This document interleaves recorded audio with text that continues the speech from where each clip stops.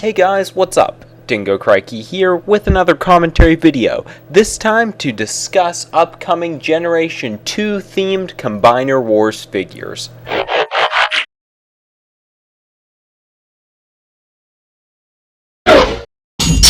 So, despite the reveal of the Combaticons and the Skyrain Combiners, Hasbro is still revealing images of upcoming Combiner Wars figures. And while these aren't new molds and a lot of us have been getting kind of sick of all of the repaints, these are repaints but are particularly interesting ones because they're stylized in Generation 2 type color schemes. And those figures receiving these color schemes are the Aerialbots and the Stunticons.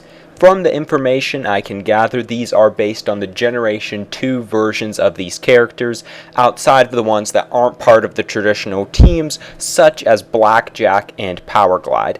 However, most of the Generation 2 versions of these characters were never actually released to mass retail. There are some rumors that a few retailers got some of them and put them out on the shelves, but either way, at best these figures were very rare. So these figures definitely have that significant about them, but they also have the fact that Generation 2 was very notable for its distinct color schemes. Just taking a look at them, you could probably tell their colors aren't really like those of traditional Transformers. Instead, they look as if someone just threw their color schemes together on Photoshop, or inverted their colors, something like that. And despite the fact that their color schemes are very bizarre, a lot of people have grown to like them over the years, and nevertheless, they're really unique. So this is definitely an interesting revelation, especially in this day and age where we don't see bizarre color schemes like this as often. I should also mention that these teams won't be containing the new characters such as Off-Road and Alpha Bravo, but instead they'll contain their original team members, Wild Rider and Slingshot. And I believe they're actually going to have the correct names this time, at least for Slingshot. And one more thing I wanted to mention, as far as I know, these are going to be official Hasbro releases rather than just some kind of exclusive. I know a lot of people don't really like looking at the exclusive stuff because they really feel like they probably can't buy it anyways, it's super expensive. The catch with these is Hasbro has stated retailers didn't want the giant boxes overflowing their shelves, so it looks like these are going to be online exclusive, so maybe the shipping cost will take it up a little bit, but so far it isn't looking like they're going to be too bad as far as price goes. But we'll have to see what happens. And as far as release dates, I don't know that any have been officially revealed. As far as I could tell, I would expect something like early 2016 or the fourth quarter of 2015 at the earliest, and I'll let you guys know if any of that information changes. As for right now, going to get to looking at the images. I'll have a side-by-side with the original G2 versions for those of you who are interested. New version on the left, original G2 on the right. Without further ado, let's get started. So, starting with Superion's combiners, we have Air Raid, who is one of the more normal looking out of the bunch. His color scheme is definitely very different from the original Air Raid, mainly because a lot of the black has been replaced by blue, and it definitely gives him a totally different vibe. The rest of the colors don't look too bad despite the whole Generation 2 theme. At the same time, they really did change up the color scheme, and it gives him a lot of distinction from the original Air Raid, and he still looks fruity enough to fit in with the rest of them, especially in his plain mode. We don't see a whole lot of bright blue jets anymore, so that's a kind of cool thing to see. In comparison to his Generation 2 counterpart, he looks spot on as far as the colors go, especially in robot mode. It just looks like they added a bit more gray in the arms, and unfortunately this new version doesn't have a black gun. The blue gun looks a little bit weird to me. I just prefer weapons being like a uniform color rather than specific to that character. But if you wanted a Generation 2 Air Raid, I would think this is a pretty nice compromise. So from there, moving on to Firefly. If you're looking for a radical color scheme and a dramatic difference from his Combiner Wars counterpart, this guy's definitely lacking. This guy does have more paint applications than the original Firefly, and the paint placement along with that little Optimus Prime symbol on his chest do give him a different sort of look. In jet mode, he also looks very similar to his Generation 1 themed counterpart, the paint on the fins and wings being the only notable difference. And while I'm not a big fan of the applications myself, if you're looking for Generation 2 accuracy, it looks pretty nice. Now unfortunately there was no image I could find of the robot mode, but from the box art we can see that this new version doesn't really mirror the original one's color schemes. Still, it looks like a pretty cool figure. It still looks G2-ish enough, and I think other than the bright blue gun, I probably like this one better than the G1 styled Firefly we received. Anyways, next we have Silverbolt, and this is where the weirdness really strikes. I didn't really know how to describe what makes the Generation 2 color scheme so weird, other than the fact they're really bright, but we have seen Transformers with a lot of bright color schemes in the past. I think what it is sometimes is that there's really no rhyme or reason to the color scheme. Like usually we have more of a primary toned down color, and then it's accented with some brighter colors, or the figure has a mishmash of colors but they're toned in a way that they mix together. You know when you're a kid and you get a coloring book and you color all the characters in totally different colors than they're supposed to be because you think it somehow makes them look cooler? This is kind of how this guy looks. He really reminds me of like the old Transformers I would draw when I was a kid. But it does give him a distinct look. Very different from the original Silverbolt and any other iterations we're getting of this mold. So I'm not going to really say this guy is bad because it's kind of what they're going for with the Generation 2 theme, and if you look at the box art, his color scheme's pretty spot on. They just gave him a little bit more detail here and there. Now, the jet mode on the other hand, I do think looks really cool, at least from this image. It isn't completely accurate to the original one, but I kind of like how they faded the gray into the body rather than just making it separate sections of paint. The way they did it here looks really nice, and it is reminiscent of that feel. So, this one is a goofy looking one, but if you wanted bizarre, well, here you have it. Then we move on to Skydive, who's definitely a contrast from the last guy, but also from his original counterpart. I don't think he really shares any of the same colors, being predominantly silver and blue. The color scheme actually works really nicely on this guy, and gives him a totally different persona. Now unfortunately, there still isn't detailing in the color scheme as there is in the Takara version of the G1 styled Skydive, but still, it's something different, so it gets points for that. As you can see, it mimics its Generation 2 counterpart pretty nicely in both robot mode and jet mode. The jet modes are pretty different looking, but for what they can do, this new version looks pretty nice. And overall, I think it looks like a cool figure. Not the most bizarre of the Generation 2, but I think it will fit with the others nicely. Then we move on to Slingshot. Man, lot of gold with this guy. Going back to the whole crayon box thing. Usually gold holds some significance for figures. This looks more like, hey, we haven't used gold out of the crayon box. Let's make one of the Aerialbots gold. And I do gotta say, it looks pretty nice, though it's kind of random looking. For one, I am glad they used Slingshot instead of Alpha Bravo, but also they made them look pretty different this time around. As for the color scheme itself, it's definitely a vibrant looking one, gold, and then you have almost an all-spark blue, black, and silver thrown in there.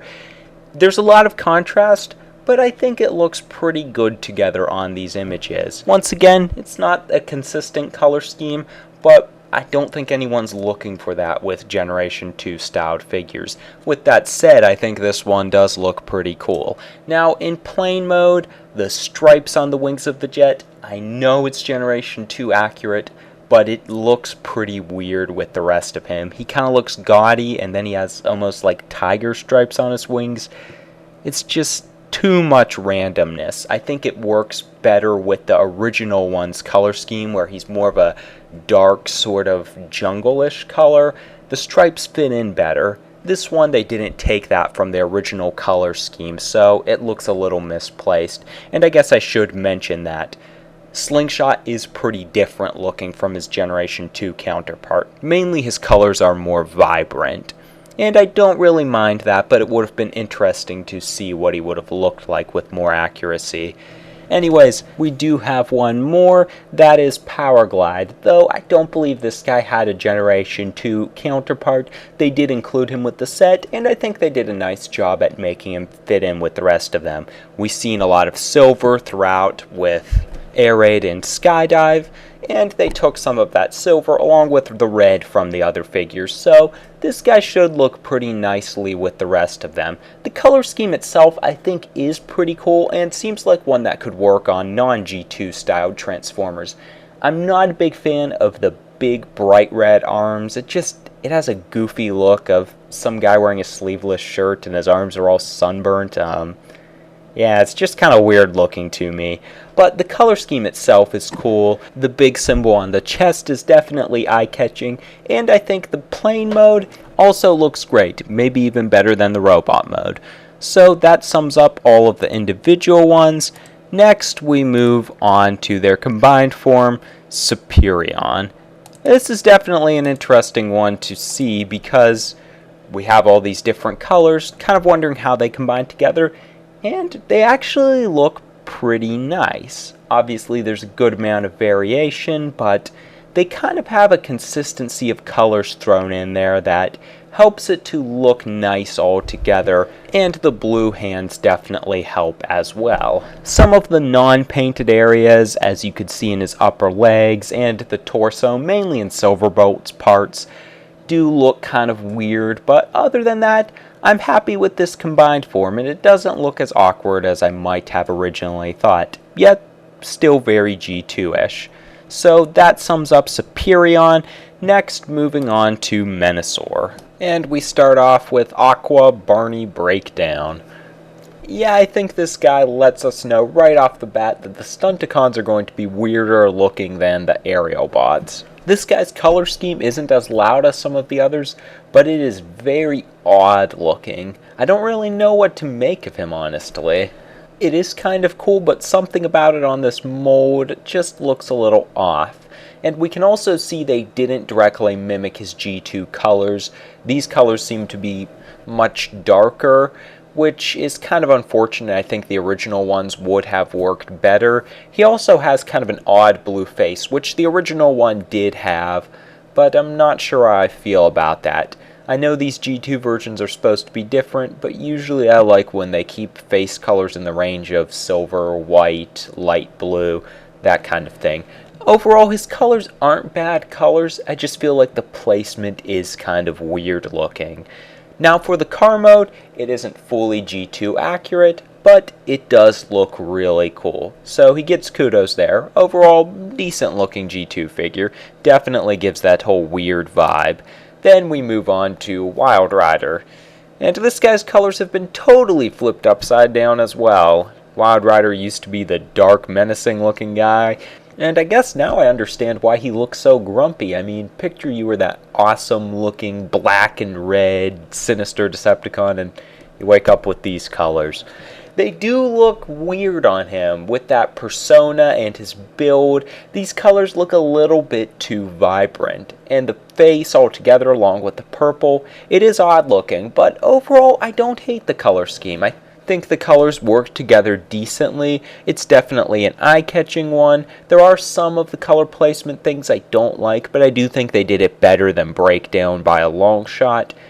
As we can see from the box art, his robot mode colors are a lot different than they were on the original figure, and while these ones are pretty cool, I would have much preferred the gray chest we see in the original one, the arms that have a lot more blue in them, something like that. This is a lot more of the typical Combiner Wars color placement. The vehicle mode, though, looks really cool to me, and they did a pretty nice job at replicating the G2's version. I even like down on the bottom of the side of the car, the little paint apps they have there, the red, the black, and then the yellow, all looks really cool. This guy's definitely unrecognizable as Wild Rider, but he makes up for a pretty cool figure. Then we have Dead End and all of the red that comes with him. This is definitely a weird look for him. It's not one of the most unique ones. We do get a lot of red Transformers, but that yellow face really does make him stand out. I can't say I'm crazy about this color scheme. I really wish they would have mimicked the original ones a little bit more. As we can see, the picture's a little bit faded, but I think the color scheme should be more of a faded red altogether, which this one isn't getting. As with Wild Rider, he should have received more of a gray and bluish color on the chest, along with on the upper leg, so not really crazy about how they did that. The car mode looks pretty different as far as paint applications. He doesn't have the logo on the top of the car, and the placement of the symbol on the front is different, along with some other things on the side. They did kind of mimic that toward the back of the car, the side detailing, but I feel like this car is kind of bland in comparison to the original. I also wish they would have included some of the teal that the original one had. So this figure's definitely not as cool or even as exciting looking as some of the other ones. Anyways, the next one we have makes up for it, and that is Dragstrip. Really liking the looks of this guy. I mean, black is always something that's cool to see, but this guy's definitely a unique black figure. Basically, it looks kind of like they took Off-Road's color scheme, placed the colors a little bit different, and made them really loud. And while some of it does stand out a little bit too much, like the yellow in the body and then in the car mode, it's a little off-putting. Overall, I think this guy's color scheme is really cool, and I think could kind of pass as not necessarily just being a G2 figure. It works pretty well. It's probably the black doing that, kind of balancing everything out. Obviously, his vehicle mode is much different than the original, so this figure does look quite different than the original G2 version, but even the paint placement seems different. The car mode doesn't even attempt to have the same paint placement. As for the robot mode, once again we only have box art to go off of, but it does look quite different, but not really for the worse, even in the car mode. This looks, if anything though, more like a throwback to Beast Machine's Mirage, which isn't a bad thing because that was a really cool figure. Next we have Motormaster. My oh my, this is definitely the eye-catcher of the group. Kind of like Silverbolt, but kind of don't know what happened here. Way too many colors in this guy, like too many loud ones. Purple, blue, and red, and all of them are super bold. And then, of course, he has the black and the gray. I know we want these guys to have more loud color schemes. This guy's just overdoing it, in my opinion. Maybe it's kind of because red and blue mix to get purple, yet he has all three of those colors in there, and they're not really placed in a transitional form. They just look kind of random, and it gives him kind of an ugly look. I really wish they had some more G2 influence for this guy. Now, I should preface this by saying the image I have of the G2 version was one I just basically found on Google Image. While I believe it is the original figure, maybe this was some kind of prototype or something like that. Maybe he was supposed to have the red and have the light greenish color excluded. Either way, I think those colors would have looked better on the Motormaster mold. Vehicle mode doesn't look quite as bad. The placement's a little bit better. Still, not totally feeling it.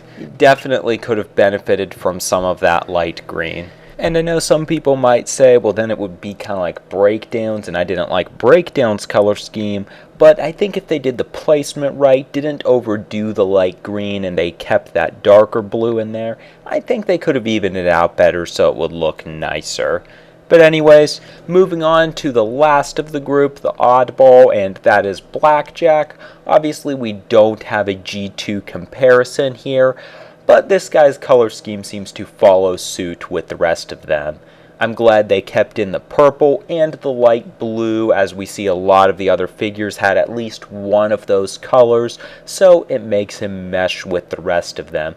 With that said, I think this guy's a nice color scheme, be it simple. He seems to follow more of that traditional pattern where you have some of the lighter, more muted colors underneath, and then you have the louder colors like the purple on top, like with the chest and on the shoulders, and I think that works out pretty nicely. This guy has a color scheme that I don't think is exclusive to like a G2 freaky fruity look, while he fits in with the rest of them, so that's definitely refreshing after some of the other Stunticons. Car mode also looks pretty good. If anything, it might look a little bland, but in comparison to these last few, that isn't really a bad thing. So Blackjack looks pretty cool. Moving on to their combined form, we have Menasor. And the crayon box really tipped over on poor Menasor. About the only consistency this guy has is that he doesn't have consistency. Well, that, and other than he does have a lot of purple in the body, but really this guy's just a mismatch of all of these colorful characters, and I can't really say I like the way it comes together. Now, if you're looking for accuracy, it does mirror to the would have been G2 version pretty well. Obviously it has a little bit more blue on drag strip and the one leg is green instead of purple, but it kind of gets that theme across. Still, because the original one had a much bigger body, all of that blue helped to define him a little bit better. This one just looks like a mismatch. Now, I do like that we're getting different hand and feet pieces. That's cool, but I can't really think of too much positive to say other than if you like a lot of colors, you'll probably like this guy. And that sums up my discussion of these fruity G2 styled repaints. Maybe they're not all good, but it's definitely something different, and I think it's something a lot of us have been waiting for. But maybe you have different thoughts on it. Leave it in the comment section below. Maybe you're really excited about all of these. Maybe you don't care that they're G2 accurate and you just think they look completely awful and you're kind of missing movie 2007's color schemes. Leave your thoughts in the comment section below, along with any topic suggestions you have on the Combiner Wars line, Transformers 5, Robots in Disguise, whatever it might be.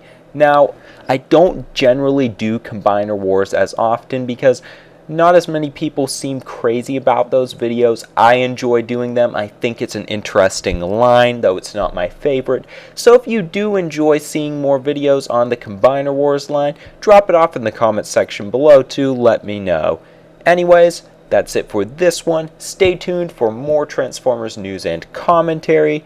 Thanks for watching, and have a good one, guys. See you soon.